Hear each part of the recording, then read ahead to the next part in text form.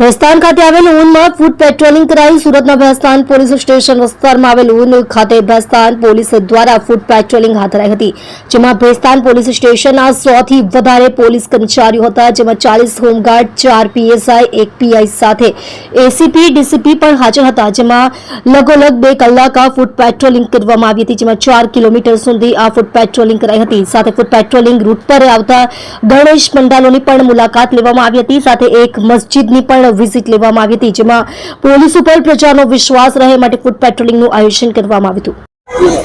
સુરત શહેર પોલીસ દ્વારા આજે જે ફૂડ પેટ્રોલિંગનું આયોજન કરવામાં આવ્યું છે, જેમાં ભેસ્તાન પોલીસ સ્ટેશનમાં જે આપ જોઈ રહ્યા છે કે ઊન વિસ્તાર છે તેમાં ફૂડ પેટ્રોલિંગનું આયોજન છે।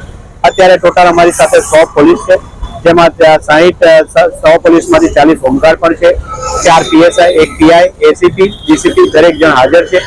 અમે પોતે આ ફૂડ પેટ્રોલિંગમાં ટોટલ 1.5 થી 2 કલાક ફૂડ પેટ્રોલિંગ કરનાર છે, તથા આ જે ફૂડ પેટ્રોલિંગ છે તે 3 થી 4 કિલોમીટર સુધીમાં થનાર છે।